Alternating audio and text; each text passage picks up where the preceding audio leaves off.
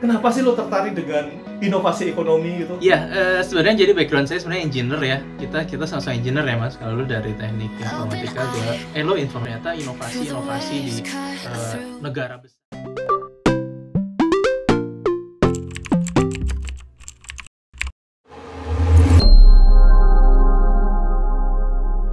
Hai Sobat Pak Eko, ya balik lagi sama gua Hatta. Di kesempatan kali ini gua nggak sendirian, gua ditemenin sama temen baik gua, yaitu Yorga Permana. Gini Yor, gua nggak mau yang berat-berat dulu nih di pada kesempatan pertama ini. Karena kenapa? Karena gua pengen ngerti dulu nih.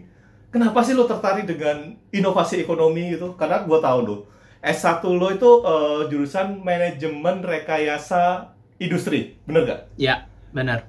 Adiknya teknik industri lah ya. Adiknya. Adiknya teknik industri lah. Gua gak mau ngelanjutin. Parah lu.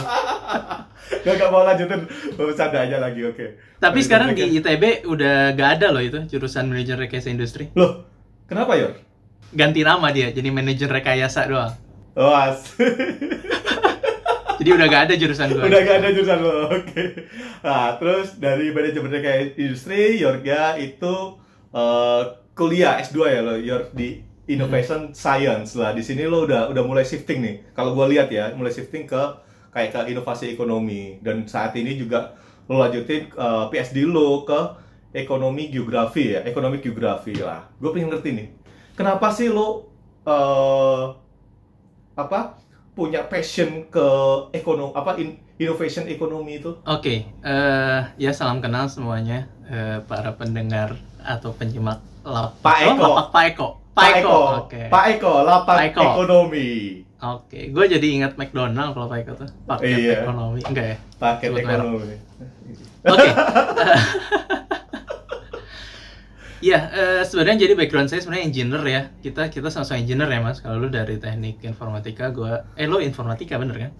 Sejenis sistem informasi. Ya mirip-mirip lah. Iya. Adiknya itu. Adiknya.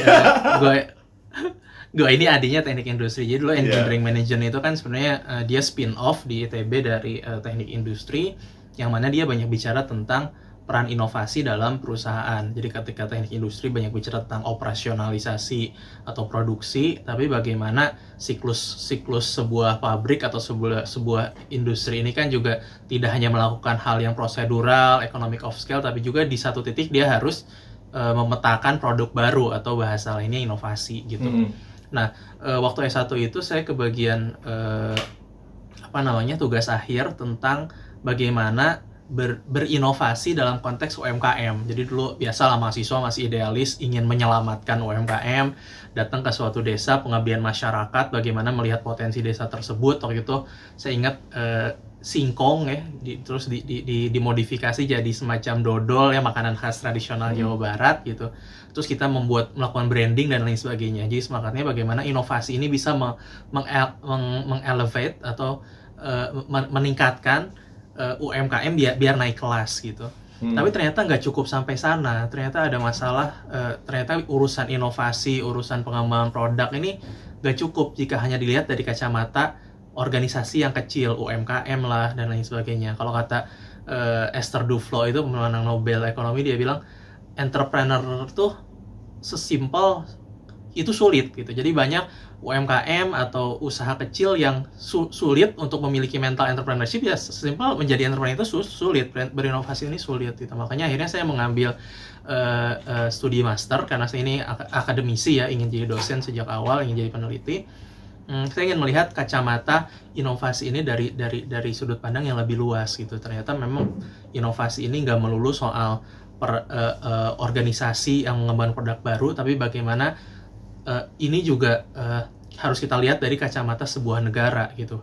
Ternyata akhirnya kita sepakat negara yang bisa maju, bisa sustain pertumbuhan ekonominya adalah negara yang mengandalkan inovasi gitu. Dan untuk tadi akhirnya karena kita tahu komponen dari negara itu adalah industri, adalah organisasi bisnis dan lain sebagainya, peran negara untuk membangun iklim inovasi ini penting, karena nggak bisa jika kita hanya mengandalkan inovasi dari sektor-sektor usaha kecil saja. Nah akhirnya itulah di studi master ini, Innovation Science ini banyak bicara tentang bagaimana kebijakan inovasi, bagaimana peran inovasi dalam sebuah negara dan lain sebagainya. Jadi Nah, Anda gitu. tidak setuju. Jadi Anda tidak setuju dengan Adam Smith ya berarti ya?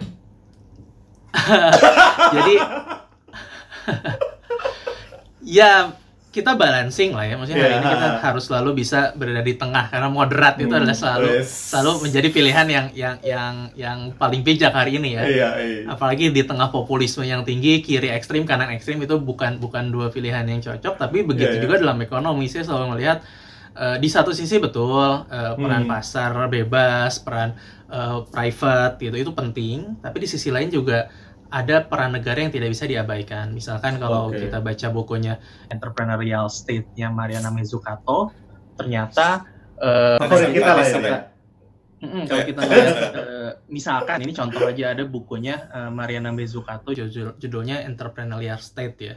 Jadi akhirnya dia menemukan bahwa ternyata inovasi-inovasi di negara besar itu selalu dimulai dari pemerintah gitu. Ya karena selain inovasi ini kan dimulai dari R&D yang besar ya, investasi yang besar, yang risikonya tinggi, dan tidak semua perusahaan swasta mau berinvestasi di bidang itu karena ya peluang gagalnya sangat besar. Jadi akhirnya ujung-ujung. Contohnya apa Yor? Misalnya kalau Mazzucato itu selalu ngasih contoh Apple ya. Apple hari ini itu adalah kontribusi banyak penelitian-penelitian yang dilakukan oleh pemerintah gitu, lewat DARPA-nya, lewat Kementerian Risetnya Amerika, terus ya militer sih, dia banyaknya cerita tentang militer, Siri-nya itu, terus GPS kayak fingerprint, touchscreen-nya juga dia ya. That's it, betul. Jadi yang dilakukan swasta tuh hanya mengkolaborasikannya aja gitu, penemuan-penemuan yang disponsori oleh negara. Pada akhirnya tugas swasta adalah bagaimana dia bisa melanjutkan inovasi itu menjadi sesuatu yang lebih komersil gitu. Jadi pada termasuk satelit Apollo juga kan termasuk. Benar, that's it. Iya, Apollo. Itu dikembangkan sama angkatan udaranya Amerika gitu ya. Iya, sama NASA kan. NASA.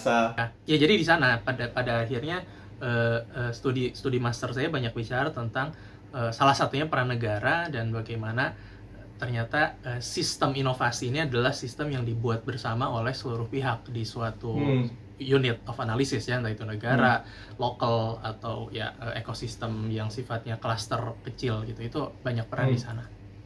Gitu Mas, cerita panjangnya. Gitu. Itu masih pendek sih itu.